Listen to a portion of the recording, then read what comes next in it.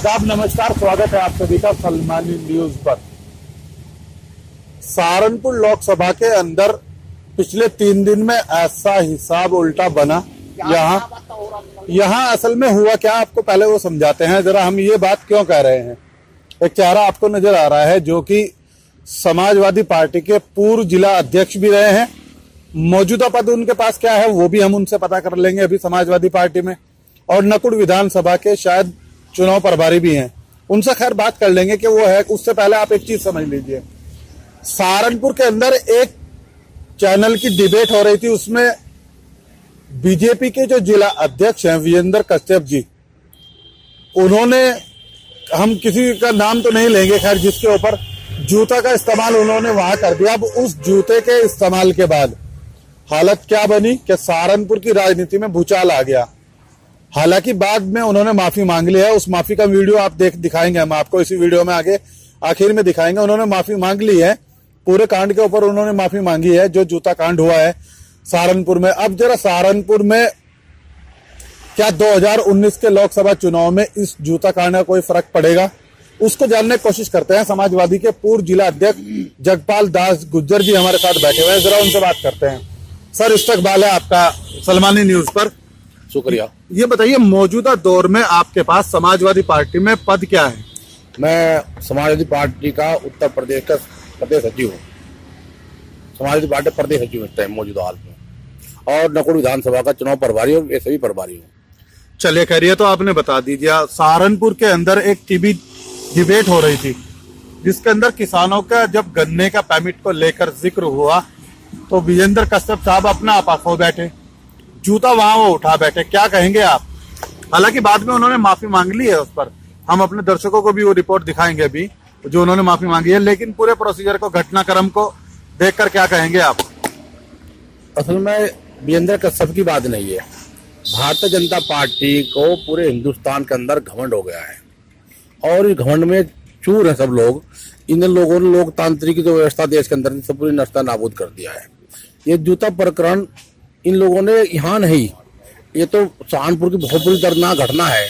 ये घटना है, आज तक सहारनपुर के अंदर किसी जनप्रतिनिधि ने किसी के ऊपर इस तरह का व्यवहार नहीं किया जो इन लोगों ने किया है।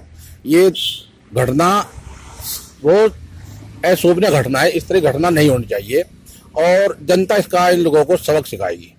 आप कह रहे हैं सहारनपुर लोकसभा पर 2019 के इस चुनाव में इस घटना का फर्क पड़ने वाला है? फर्क पड़ेगा। आप एक विशेष समुदाय का नहीं, आम जनता में ये बात को लेकर रोष है कि इस तरह घटना नहीं होनी चाहिए।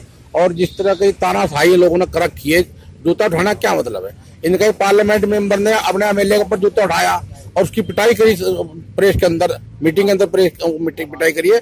ये तो इन लोगों की आम बात है भारतीय जनता पार्टी के देश के अंदर। ये लोग तानाशाह हो गए हैं और गुंडागर्दी वो उताराए हैं।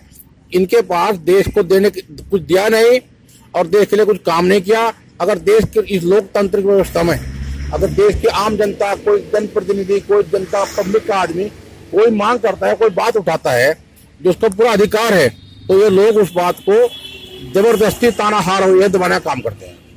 नहीं तो माफी तो सर उन्होंने मांगी है ना, माफी मांगने से क्या कुछ चुनावी समीकरण दोबारा बदलेगी या नहीं बीजेपी के पक्ष में?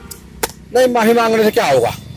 आप अगर किसी को जूता मार दोगे फिर माफी मांग लो, क्या मायने है? माफी को मांगना कोई माफी, आप गलती क्यों कर रहे हैं इस तरह की जो माफी मांगने पड़ा आपको? और फिर ये क्या मतलब है? किसी को जिसका जूता लग गया वो तो लग गया, उसके वो वापिस आ गया माफी मांगने से। अब सर जनता तो ये भी कह रही है, एक रिपोर्ट में देख रहा था, जनता ये कह रही है कि बीजेपी के नेता अगर उनके क्षेत्र में आएंगे तो कमर पर तेल लगा कर आए। तो क्या मैसेज क्या जा रहा है सर? 2019 का लोकसभा चुनाव चल किस दिशा में दिया है? इन लोगों ने पूरे देश को, प्रधानमंत्री जी हो, इनके प्रदेश राष्ट्रीय अध्यक्ष जी हो, इनके प्रदेश के नेता हो, इन लोगों ने देश की समस्या से जनता दिमाग हटाने के लिए तरह तरह के प्रोपगंडे कर रहे हैं। ना किसान की चिंता है, ना मजदूर की चिंता है, ना देश के आम व्यक्ति की चिंता है। खाली इस देश को इस लाइन पे ले जा रहे हैं जिससे जनता अपने सब मांग भूल जाए, जनता कोई मांग ना करे। हम प्रोपगंडा करके जनता को बहकाकर वोट ले ले, हिंदू मुसलमान के नाम पे, जाति धर्म के नाम पर। अब पूरा चुनाव कहीं पर लड़ रहे हैं? कोई आज तक प्रधानमंत्री जी ने किसी मंच पर खड़ा होकर यह कहा हो कि किसान गन्ने का पेमेंट होना चाहिए, हम गन्ने का पेमेंट देंगे, हम रोजगार देंगे, हम ये करेंगे? कितने क्या कहा था? खाता खुलवाओ, 15 लाख प्रत्येक खाते में जाएंगे। आया 15 पैसे खाते में नहीं आए। और ये नियम है कि 4-4, 6-6 दिन ये गरीब मजदूर लाइन में लगा खाता खुलवा 100 रुपये जमा करे। 100 रुपये जमा करने के बाद ये बैंक का नियम है कि 6 महीने 1 साल के अंदर खाते में जमा नहीं होगा तो खाता एंड हो जाएगा। तो इन लोगों ने जनता को बेवकूफ बना दिया, देश की जनता को बेवकूफ बना दिया। अब इस देश का मुसलमान अगर कोई कुछ कहेगा लोकतंत्र व्यवस्था में, अपनी मांग उठाएगा, तो उसको कहेंगे तो पाकिस्तानी है। मेरे जैसा सेकुलर हिंदू कुछ बात कहेगा, पार्टी को देश के बारे में कोई बात कहेगा तो मैं गद्दार हूं। यही देश के मालिक है, यही देश के नागरिक, हमारे देश में कुछ नहीं है। अब बताइए इन लोगों ने इस 5 साल की सरकार में एक आम जनता के लिए क्या काम किया? एक काम बताओ मुझे, एक काम अगर गिनवा दो। अभी मुख्यमंत्री जी आए, 5 साल पहले गडकरी जी आए थे साकुम्बरी, माता साकुम्बरी के दरबार में दर्शन करने के लिए। मैं भी इत्तेफाक से वहां दर्शन करने का आया था। गडकरी जी आए, उन्हें वहां माता के चरणों में दर्शन करने के बाद घोषणा करी कि हम सहारनपुर से जब दोबारा आऊंगा, सहारनपुर से लेकर और साकुम्बरी माता साकुम्बरी तक 4 लाइन तैयार हो जाएगा। 4.5 साल के बाद गडकरी जी फिर आए अभी सहारनपुर साउथ सिटी में, उसमें मुख्यमंत्री साथ थे। इनके एक नेता ने कहा कि आपने 4 साल पहले 4.5 साल पहले वादा किया था कि माता के दरबार तक मैं जब आऊंगा तो 4 लाइन की घोषणा कर दी थी आपने, वो पूरा नहीं हुआ। उन्हें फिर मुख्यमंत्री मौजूदगी में कहा कि हम इसको पूरा कराएंगे, जल्दी काम शुरू हो जाएगा। आज अब मुख्यमंत्री फिर माता साकुम्बरी आए थे। आज पूरे 5 साल में मुझे वहां पर एक तहला मिट्टी पड़ा तो मुझे दिखा दो जाएगा। आप जो माता भगवान के दरबार में बैठो झूठ बोलता हो और भगवान की कसम खाता हो, माता चरण में बैठो झूठ बोलता हो, सड़क बनाए 4 लाइन बनाएंगे और 5 साल में कुछ ना किया हो तो इनका भला होगा। चलिए खैर, आपने जो है अच्छा खासा बीजेपी को यहाँ आड़े हाथे ले लिया है। सवाल तो सर हमारा जूते कांड पर था आपसे। चलिए खैर, आपने आगे तक भी हमला बोल दिया है। अब ये बताइए सहारनपुर लोकसभा पर लग क्या रहा है आपको, नजर क्या है? क्योंकि त्रिकोणीय मुकाबला है, साथ में जूता कांड भी हो गया है। अब चुनाव पलटेगा या नहीं पलटेगा? उत्तर प्रदेश के अंदर इन हिंदुस्तान के लिए बोलने के लिए देने के लिए इनके पास कुछ नहीं है। ये खाली एक प्रोपगंडा करे हिंदू मुसलमान के नाम पर। लेकिन ये जो गठबंधन बड़ा है उत्तर प्रदेश के अंदर, मैं उत्तर प्रदेश की बात कर रहा हूँ, 80 सीटें यहाँ पर हैं। भारतीय जनता पार्टी को जब रिजल्ट आएगा इनको पता लग जाएगा अपनी औकात का, तुम कहाँ खड़े हो। वो तो कह रहे हैं 74 प्लस करना है उत्तर प्रदेश में इस बार। अगर 4 भी आ गई, 70 को छोड़ दो गठबंधन बाप, उस 10 में हम क्या लेंगे वो देखना आप। 70 तो गठबंधन की है और 70 के बाद फिर 3-4 कांग्रेस की में है। इनको अपने औकात का पता लग जाएगा। 74 हम खड़े किए खड़ा। और एक भविष्यवाणी मैं कर रहा हूं आज, जो नहीं करेले कर रहा हूं, इस चुनाव के बाद ये हारे उत्तर प्रदेश में। और जब मुख्यमंत्री 74 सीटों का हिसाब लिया जाएगा तो सबसे पहला इनका हमला, इनकी राष्ट्रीय नेता का हमला मुख्यमंत्री के ऊपर होगा। मुख्यमंत्री झूठ बोलता है। अब आप देखिए, हम हिंदू हैं, मैं भी हिंदू हूं। हमारे यहाँ अगर कोई फास्ट रखता है, व्रत रखता है, उस व्रत में हमारे यहाँ अन्न नहीं खाता कोई आदमी।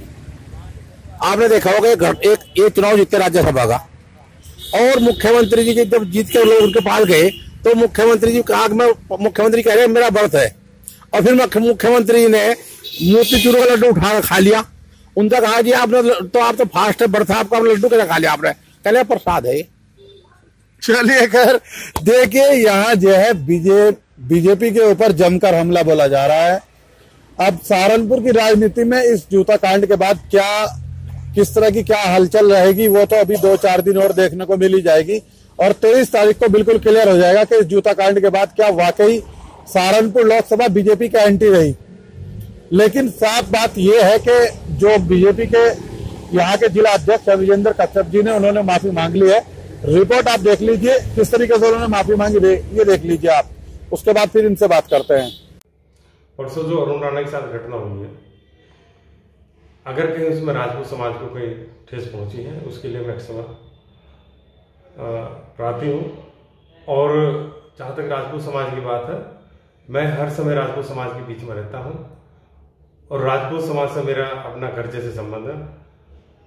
और मैं यही चाहूँगा कि सब मेरा अपना समाज है, वो मेरा एक समाज का अंग है, चाहे वो किसी प्रकार से हो। और मैं फिर भी यही कहूँगा कि कहीं भी इस प्रकार की कोई ऐसे शब्द नहीं है, ना मैंने कहा, केवल व्यक्ति का मामला था। और इसमें ऐसा कोई विषय नहीं है। अब देखिए, रिपोर्ट हमने आपको दिखा दी है कि उन्होंने माफी मांगी है। अब आखिरी में एक सवाल इनसे कर लेते हैं, जगपाल जी से, जो हम सभी नेताओं से करते हुए आ रहे हैं।